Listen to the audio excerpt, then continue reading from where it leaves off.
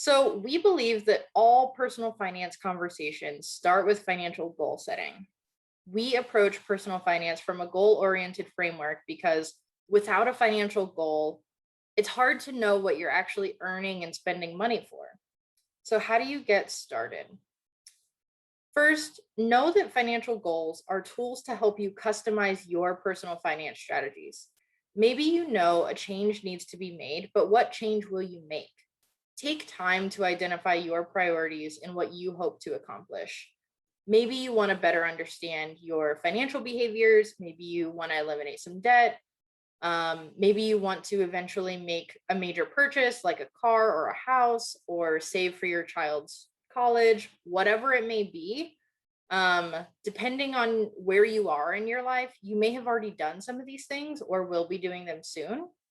So once you know what you want to accomplish, whether it's on this list or something else you want to accomplish, we recommend using a goal attainment strategy to set you up for success. And two options are SMART goals and WHOOP. Now, these strategies help you narrow down the details of your goal and then develop a plan to help you reach that goal. So, we're going to briefly walk through them together. So, we're going to start by talking about SMART goals. You may have heard of this strategy before. I feel like it's pretty commonly shared as a goal attainment strategy. And the main benefit of this strategy is that it helps you identify exactly what you'd like to achieve. So the acronym stands for specific. So again, knowing what specifically you're working towards. Measurable. So at what quantifiable point will you know that you've achieved your goal? The A stands for attainable. So is this realistic? Consider the other, if we're talking about financial goals specifically, consider the other financial obligations you have. With all those in mind, can you still work toward this goal? The R stands for relevant. So how does this align with the rest of your life, the other goals you may be working toward? And then the T stands for time-based. So by what point do you hope to achieve your goal? So I'm going to give a really quick example just to illustrate what a SMART goal might look like. And I want you to keep in mind that this is just one possible use of the strategy and may not be representative of your situation or your goals. So let's imagine that I really want to save $2,000 in an uncertainty fund, which is what I call an emergency fund. And I want to save this over the next 6 months or so. So we've already covered specific. I'm saving money for this uncertainty fund, and it's measurable. I'm going to save $2,000 total. Now let's assume I get paid $400 per week from my job. Now I decide I want to save 20% of my income over the next 6 months to help me get there. Based on my other financial responsibilities, I would say I can reasonably put aside that 20%, which based on my income comes out to around $83 a week. And I think this goal is relevant because in general, I'm working on building up my uncertainty fund as I plan for the future and I don't know what costs may arise. And having that financial security is really important to me. So I've decided to make this a priority.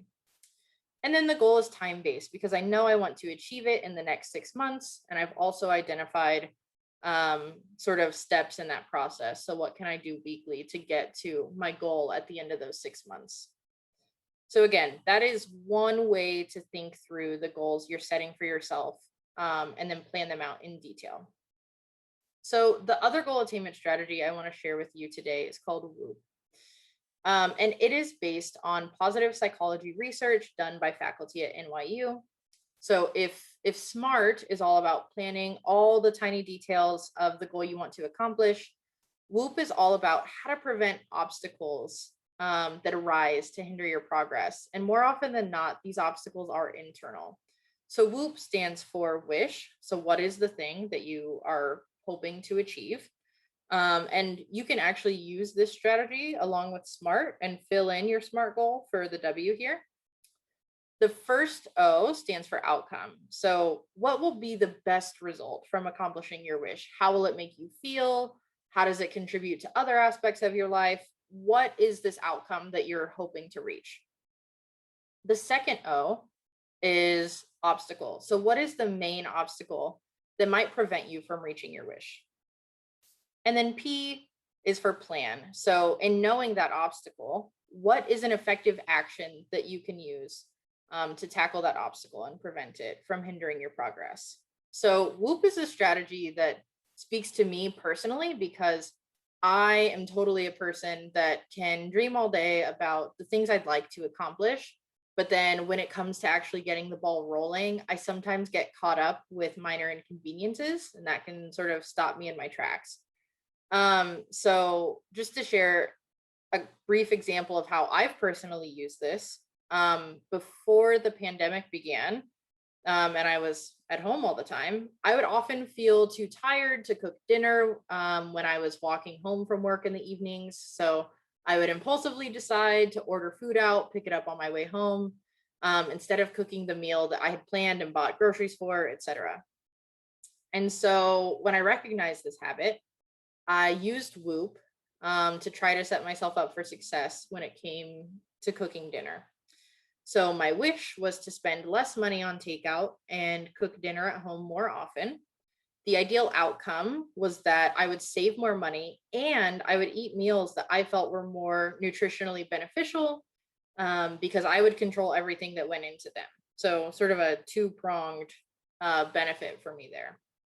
The obstacle was my feelings of tiredness at the end of the day. I knew it was inevitable, so I had to come up with some plan to sort of alleviate that when it came up. So the plan that I made was to adjust how I made my meal plan. So I started intentionally creating a meal plan that included way simpler dinners throughout the week so that they would take less than 30 minutes to make and were really easy to clean up. And this is important because I actually really love to cook. So like on the weekends, I like to cook more elaborate meals, but I was being way too ambitious during the week. So I had to get real with myself about that. And then I obviously wasn't perfect all the time because none of us are. But when I had those moments where I wanted to order out instead of cooking, I made a plan to look at my budget, look at how much I had spent on takeout that month and how far I was from the limit that I had set for myself. And also to reflect on my meal plan and remember, I made this plan with this intent, and just to remind myself of my own goals and own intentions. But I took the time to reflect on my own habits and figure out a plan that made myself feel better about this place where I felt I was lacking. So where do you actually start then? So first, take time to identify your financial priorities. This can be a really challenging task. Even as someone who talks about personal finance professionally, I find it really hard to sit and just think about what my priorities are. Maybe you have this figured out already. And if you do, I am so impressed. Really. But if you don't have it figured out already, here is a short activity you could try. So this was actually shared in a workshop that I attended maybe a year ago, and I really liked it. So they basically suggest that you make a list of your 10 most recent purchases and then order them by level of importance. Obviously, this isn't going to tell you everything about your financial habits and what matters to you, but having to make this arbitrary choice about, why is this one expense more important to me than this other expense that I've made, it can help you identify some small realizations about how you spend and how you feel about those habits right now. Once you've identified your priorities, write a financial goal. As an example, my current financial goal is to save up 6 months of pay into an uncertainty fund. As you are setting your goal, consider using one of the goal attainment strategies that we've listed. And the resources listed on the slide can be found on our website under Financial Wellness Toolkit. We offer worksheets for both of those strategies that we've talked about. I also believe Brandon has shared a list of resources with links.